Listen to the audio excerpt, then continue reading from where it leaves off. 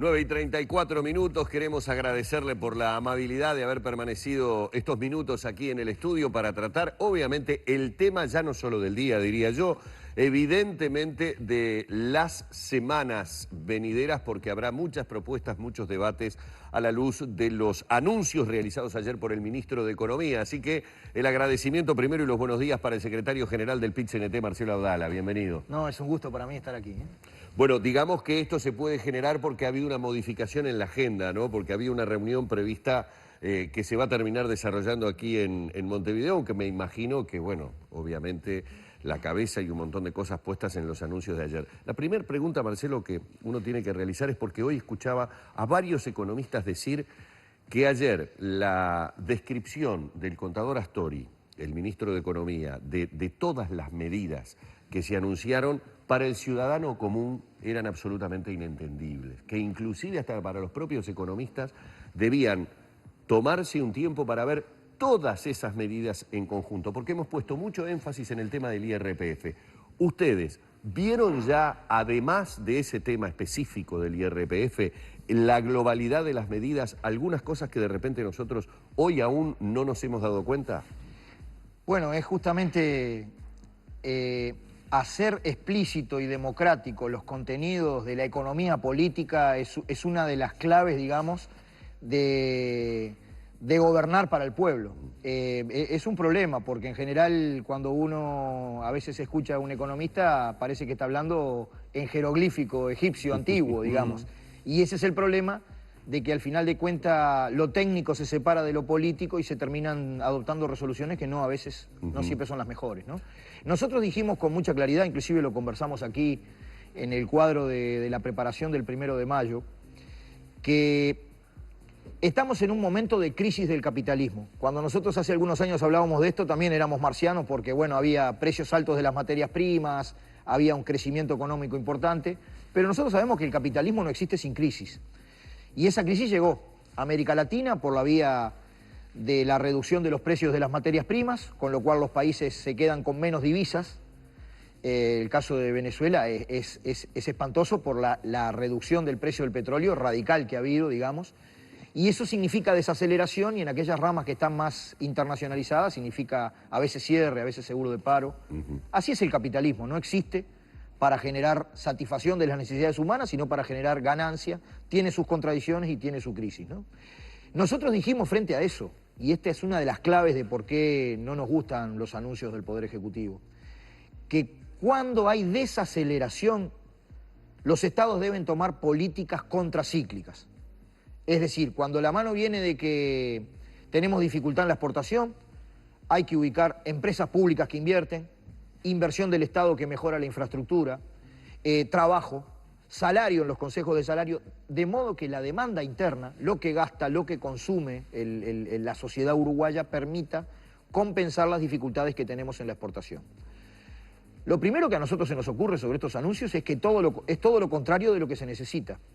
Porque tras de cuernos palos, para llamarlo de alguna manera, si la mano viene complicada desde el punto de vista de la desaceleración, en vez de generar políticas contracíclicas, generan un ajuste que es recesivo.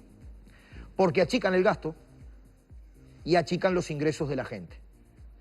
Sobre el gasto, lo que nosotros estuvimos mirando es que, en primer lugar, al no cargarle la inflación anual, la proyección de gasto e inversión que se hizo en el presupuesto nacional se deteriora en un entorno de un 9, un 10% anual, que patean para adelante, digamos, el aumento de inversión previsto en el presupuesto, lo van pateando un año hacia adelante, y que hay una cuestión que nosotros todavía no sabemos cómo la van a hacer, porque si por cada 3 trabajadores que salen del Estado solo entran 2, ¿qué significa eso? Que se van a deteriorar los servicios que brinda el Estado. ¿Con quién se va a hacer el trabajo que se necesita? Es que se van a desregular las relaciones laborales, se va a tercerizar. Entonces, sobre el gasto nosotros decimos, de repente se puede estudiar, y hay gastos que se están haciendo, digamos, que pueden mejorarse. Me imagino la cuestión de los cargos, que hay 2000 cargos de confianza política, otras cuestiones donde haciendo un estudio riguroso se puede apretar. Desde el lado de los ingresos, bueno, ahí es donde aparece nuestra discrepancia mayor. Se está cargando excesivamente a la población trabajadora. Si uno analiza la estructura tributaria del país, de toda la masa salarial, todo el salario que cobran todos los trabajadores de este país, no solo el salario, también las jubilaciones, los ingresos fijos. Si nosotros nos imaginamos eso como una torta, hay una porción de un 20% que se le saca inmediatamente a los trabajadores. ¿Por qué razón? Porque ustedes dos y yo nos consumimos casi que todo nuestro ingreso. Como pagamos IVA, del total del ingreso hay un entorno de un 20 y pico por ciento que va a pagar las arcas del Estado. Además de eso, se ajustan, para mí de una manera muy inequitativa, las franjas del IRPF, de modo que quien gana entre 33.000 a 50, de 15 paga 18 por ese salario.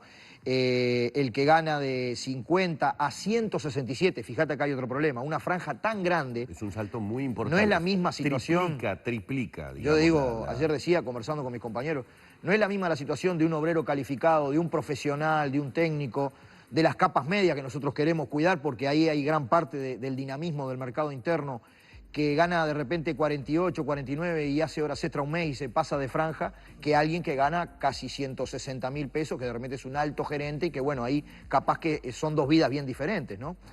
Entonces, ¿cuál es el problema? Nosotros le vamos a preguntar al Poder Ejecutivo, ¿cuánto de los ingresos vienen de los trabajadores y cuánto vienen del capital? Pero hablamos del gran capital, no del pequeño productor agropecuario, del pequeño comerciante, del pequeño industrial, del profesional que ha estudiado y que tiene su buen ingreso, digamos. Hablamos de la gran riqueza del país que se la ha llevado triple en estos años y que al final son los intocables.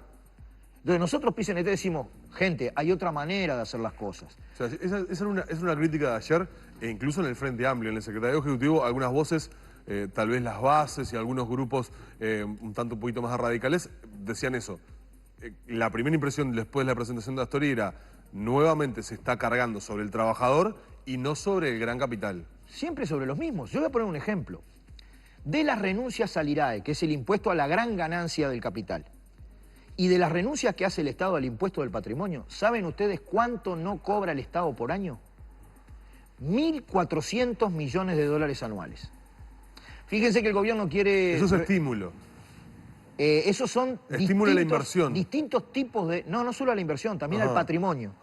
Distintos tipos de exoneraciones que existen. Capaz que algunas son válidas, pero no podremos estudiar un poquitito más rigurosamente ahí si todas las exoneraciones que hay al IRAE son correctas, si todas las exoneraciones que hay al gran patrimonio. Pues no estamos hablando de la persona que tiene su almacén, su kiosquito, su pequeña industria. Estamos hablando de los dueños del país. Para mejorar esa cuestión y que ingresen por la vía de la gran riqueza algunos porcentajes más a cubrir el Estado. Yo creo que aquí ha habido un cambio de prioridades. Cuando nosotros a principio de este gobierno nos reunimos con Astori, él nos dijo que las preocupaciones macroeconómicas eran tres. Cuidar el déficit fiscal, nosotros entendemos eso, que hay que tener responsabilidad. Tampoco es que el déficit fiscal es sacrosanto, porque hay países que tienen un 6% de déficit fiscal como Francia, en la región hay países que tienen más déficit fiscal que nosotros, pero digamos, la disciplina es importante. Dijo que esa era una prioridad, también dijo que otra prioridad era controlar la inflación, pero dijo que otra prioridad era el trabajo y los ingresos de los hogares. Para mí se están pasando de rosca desde el punto de vista de preocuparse sobre excesivamente por el déficit fiscal. Pero inclusive en ese plano se pueden hacer las cosas diferentes. Yo pongo algunos ejemplos. Claro, ¿qué propuestas tienen ustedes para intentar, o por qué camino se tendría que haber transitado en vez de esto que se está proponiendo? La primera, cambiar la tarifa plana que tiene el IRAE, que es el impuesto a la ganancia del gran capital. En el IRPF, nosotros acá pagamos una tasa que es progresiva. El capital tiene tarifa plana. Y cambiar el IRAE, que hoy está en 25%, ponerlo a 30% para aquellas empresas que ganen una ganancia extraordinaria. Por ejemplo, 1.500.000 dólares por año. Subírselo a 30. De la ganancia estamos hablando, Estás ¿no? proponiendo O sea, por franjas ejemplo, como las que tiene el IRPF. como los trabajadores tenemos franja, que hagan la escalera también para el capital. Otro ejemplo más. Estudiar mejor las exoneraciones que hay en el IRAE y en el patrimonio nacional, en el impuesto al patrimonio, que yo decía, eso le significa al Estado una renuncia fiscal, un costo tributario se le llama, pero es renuncia fiscal, de alrededor de 1.400 millones de dólares anuales. Y pongo otra propuesta que matamos dos pájaros de un tiro. Ustedes habrán seguido la situación de los trabajadores de más de 50 años, Sí. que hoy están presos de la SAFAP. Sí. Es decir, tienen un ahorro forzoso que va para cubrir el lucro y la ganancia de empresas que no son de seguridad social, son empresas capitalistas. Nosotros decíamos, si todos esos trabajadores pasan al BPS, Son más de 100.000 lo que se calcula y siguen ingresando, digamos, en la medida que el tiempo pasa. si fueran todos al BPS, en vez de que una parte de ese aporte fuera el capital privado de la SAFAP, digamos, entraría en el BPS y ¿saben ustedes cuánto significa eso? Significa un 0,6% del Producto Bruto Interno, que recién se empezaría a pagar del 2020 para adelante. Matamos dos pájaros de un tiro.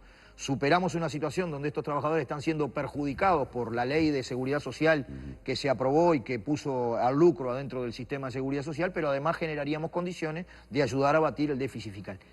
¿Cuál es el punto de vista nuestro? Se pueden hacer las cosas de otra manera, no grabando siempre, digamos, a los que es más fácil grabar, que son los trabajadores, los pequeños comerciantes, los pequeños productores, sino apuntando más arriba al gran capital, a la gran riqueza del país y organizando las cosas de otra manera. Marcelo, ayer obviamente fue una catarata de anuncios y de números que Astori brindó, 1 hora y media de conferencia de prensa, fue muy extenso.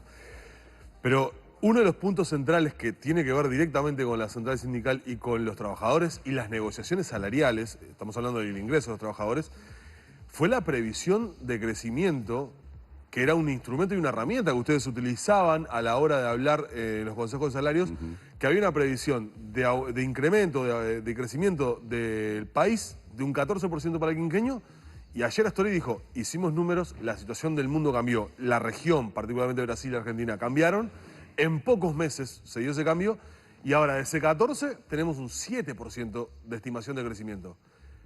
Me imagino que esto debe impactar muy de lleno prácticamente en lo que es la negociación salarial, tanto para los grupos que cerraron, que tienen convenio firmado, pero como sobre todo los que tienen que negociar este año. ¿Cómo han tomado eso? Bueno, nosotros somos muy equilibrados desde el punto de vista de las reivindicaciones de que en forma simultánea tenemos que atender a cuidar los puestos de trabajo y cuidar que esos puestos de trabajo sean en condiciones adecuadas de salario y condiciones de trabajo. En principio, si se pronostica que el país va a crecer un 7% y como mínimo los salarios de todos los trabajadores del país, como promedio, digamos, no crecen un 7%, se deteriora la participación del salario en la riqueza y en la economía. Yo creo que lo nuevo que hay desde un punto de vista salarial es que el gobierno tiene dos criterios, digamos, sobre la cuestión de la inflación. Para las pautas, para los criterios del Poder Ejecutivo, para negociar con nosotros el salario, ellos presentaron aumentos de salario decrecientes. Tú recordarás que era un 9, Sí. un 8, un 7, o un 8, un 7, un 6, Sí. según corresponda. Sin embargo, para medir sus cuentas públicas pronostican una inflación que no baja del 9%. ¿Qué le vamos a decir al gobierno nosotros? Bueno, señores, si ese es el pronóstico de ustedes de la inflación, revisen las pautas, porque se quedaron cortos con los salarios que están planteando, ¿no? Eso va a ser clarísimo, que ya teníamos prevista una reunión con Tabaré Vázquez en el mes de junio, pero que obviamente en la discusión de estas cuestiones nosotros vamos a querer dos cuestiones. La primera, tener un diálogo con el Poder Ejecutivo donde podamos explayarnos en propuestas alternativas a esto que anunciaron. Las vamos a plantear a todo el sistema político, la vamos a plantear a toda la sociedad uruguaya. En materia tributaria, de acuerdo a esta Constitución, la iniciativa es privativa del Poder Ejecutivo, pero yo me imagino que respetarán la proporción que todos tenemos, una boca y dos orejas. Me imagino que escucharán las propuestas del Movimiento Obrero y Popular y tal vez antes de enviar esto al Parlamento se le pueda hacer algún ajuste a favor de la gente, ¿no? Ahora, Marcelo, yo me planteaba, y tú lo escuchaste porque ya estabas en el estudio, un tema de solidaridad que parece que se pierde en determinados momentos en la sociedad uruguaya. Y apunto también a lo que ayer le trasladaba al economista Mario Vergara, que estuvo para presentar un libro y hablaba, ese libro, de las nuevas reglas de juego en Uruguay. Yo decía, siempre que hablamos de las reglas de juego, estamos hablando de que un país tiene que tener las reglas de juego claras para los inversores, ¿no? Para los señores que llegan para colocar grandes cantidades de dinero que generan fuentes de trabajo, que generan fuentes de divisas para el país. Estamos de acuerdo.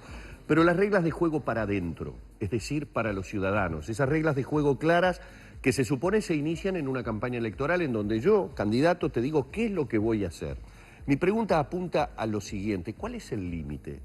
hay un límite. Es decir, el PIT-CNT como organización sindical tiene un límite en esta suerte, podríamos decir, de buen relacionamiento con el gobierno, de decir, muchachos, de alguna manera, ideológicamente, filosóficamente, pertenecemos a una misma fuerza que procura mejorar la calidad de vida de muchos uruguayos sumergidos. Pero hay un límite. Lo tiene el PIT-CNT, es decir, hay un momento en el que se planta y dice, no, no podemos seguir cargando sobre el trabajador y lo que vamos a hacer es esto. Y el límite es en el acierto o en el error, pero ¿qué interpretación tiene la democracia sindical, digamos, esto es la mayoría de los sindicatos, su dirección, la mesa representativa, sobre la legítima defensa del interés de clase de los trabajadores y de la gran mayoría del pueblo? Si yo digo que la central está planteando la necesidad de medidas contracíclicas y aquí aparece un ajuste recesivo que además sobrecarga nuevamente a quienes viven de su trabajo, bueno, evidentemente que también estoy diciendo que no solamente sin duda van a haber caminos de conversación, de diálogo, de negociación, sino que me imagino que el movimiento sindical debe tomar opciones de lucha. Yo creo que eso es lo que va a suceder ahora mismo cuando empiece la reunión del secretariado y con seguridad se convocará una mesa representativa para tomar opciones de lucha que van a tener mucho que ver, me parece a mí, con el diálogo, con el pueblo, de cuáles son las decisiones de una política económica alternativa que se podría tomar, o por lo menos medidas que mejoren la situación. Digo porque si no la lucha de clases termina reduciéndose a una lucha entre trabajadores. A eso me referí con la falta de solidaridad. Es como si la lucha de clases fuera entre el que gana un poco más, que yo soy un crítico de que pague más el que tiene más. Yo digo, no siempre el que gana más tiene más, depende de cuántos dependan de él. Exacto. ¿No? Capaz que gana más, pero no tiene más que aquel. No necesariamente tiene más. Pero digo, es filosófico el tema. Lo que digo es que no terminemos peleados entre los trabajadores, porque si le tocan la franja a Danilo, a mí no me preocupa, porque a mí no me la tocaron. Y no, somos trabajadores iguales más allá de que haya franjas en las que obviamente uno tiene que reconocer que ¿cuántos miles de uruguayos tenemos ganando 10.000 pesos? Sin duda. Pero de esos 10.000 pesos, en realidad, quien gane 10.000 gana 8. Porque te repito, hay un pedazo grande de la torta que se captura por el IVA, que es un impuesto recontra regresivo, porque quien se gasta todo su ingreso paga IVA por todo su ingreso y quien puede tener determinada capacidad de ahorro solo paga IVA por lo que consume, ¿no? Claro. Entonces, los trabajadores ya estamos siendo recontra solidarios. No me refiero solamente a los que ganan menos, yo me refiero a los sectores laboriosos en un sentido amplio que abarca las grandes mayorías del pueblo. Ahora, hay un sector que no lo tocamos nunca, que nos ocupamos de, y esto está bien, hay que tener preocupación por la certeza de las reglas jurídicas, por los estímulos, digamos, pero hay sectores acá que son dueños del país, que tienen toda la riqueza nacional y que no aportan un porcentaje ínfimo de sus ganancias. ¿No será que tenemos que mirar un poquitito para ese lado? Obviamente estaba leyendo entre líneas lo que decías respecto a la reunión que van a tener ahora del secretariado y luego una convocatoria de la mesa representativa. Me imagino ya, leyendo entre líneas, que un plan de movilizaciones van a aprobar. Ah, yo creo que sí. Yo creo que sí. ¿Que va a incluir que un paro, por ejemplo, y movilizaciones puntuales explicando esto que decías? Yo creo que ahora se abre un gran debate nacional, ¿no? Yo dudo que por las informaciones que tengo en la reunión que hubo ayer del Poder Ejecutivo con el Frente Amplio haya salido un respaldo claro del Frente Amplio. No hay una medida. unidad, hay yo creo que no. que están en contra. Hay sectores que están criticando, Sí. hay que ver, porque a veces las cosas se critican desde distintos puntos de vista. A veces no hay una crítica unidireccional, hay distintas formas de criticar las medidas, pero hay mucha gente que está criticando esto. Y tal vez nosotros veamos no solamente la realización de medidas de lucha tradicionales, sino que organicemos, yo qué sé, alguna forma de comunicación donde aparezcan 4, 5, 6 propuestas del PIT-CNT, que las salimos a dialogar con el pueblo, y si a la gente le cae bien esas propuestas, esas ideas, bueno, capaz que se genera la masa crítica para que en vez de enviar este proyecto que es regresivo y recesivo, aparezcan otras propuestas, porque hay un mes más o menos. Claro, yo te decía, el tiempo es acotado porque la rendición tiene que entrar al Parlamento para que el Parlamento comience a discutir. Digo, constitucionalmente hay plazos. Yo confío en que se generen por lo menos las voluntades de tener alguna... La situación es compleja, es difícil, digamos, pero tener alguna mejora, aunque parcial, en estas medidas que permitan efectivamente armar políticas contracíclicas, inversión y que el gasto, digamos, no se financie siempre del mismo lado. Porque algunas espaldas ya están cansadas, ¿no? Marcelo, ha sido un placer y nos ha quedado obviamente mucho, hay mucha tela para cortar y va a haber posibilidades de que sigamos debatiendo sobre Y este tema. mensajes para leer, una cantidad de mensajes, gracias a todos los televidentes que han Muchas escrito gracias, a través de Facebook. Hemos tratado en la medida de lo posible, siempre lo hacemos con, véanlo, aquí lo tenemos, el Facebook siempre abierto, tratar de, en la medida que nuestro entrevistado va contestando una pregunta que realizamos alguno de nosotros, allí tratar de rescatar varios temas y tirarlos en lo que ustedes nos están sugiriendo. Son decenas de Sí, mensajes que han sí, llegado. sí. Me quedo con este de Jacqueline que decía algo en línea de lo que decía Marcelo. A mi esposo y a mí no nos descuentan nada apenas llegamos a la primera franja. Mi esposo trabaja en AFE hace 38 años y no paga. Lo que está abajo es el sueldo de un jefe de taller de electricidad, del electricista. Un jefe de taller electricista. O sea, ahí tenés una calificación Sí, de un trabajador pero que gana repito, poco. del total del sueldo que recibe ese núcleo familiar de Jacqueline y su compañero, del total de la masa salarial se le saca un paquete de un 20% que es el IVA, El IVA. que es el impuesto más regresivo, ¿no? Así que no es que no paga nada, ¿eh? Claro, está bien la puntualización. Bueno, muchísimas gracias, Marcelo. Bueno, así hemos estado con el secretario general del PIT-CNT. Les agradecemos, como dice Danilo, todas las comunicaciones. Es imposible trasladarle todas las preguntas, pero bueno, de alguna manera será tema de debate en siguientes programas de Arriba Gente. Seguiremos trasladándole a nuestros entrevistados todas las consultas que ustedes quieren realizar. Cerramos, por favor, este espacio.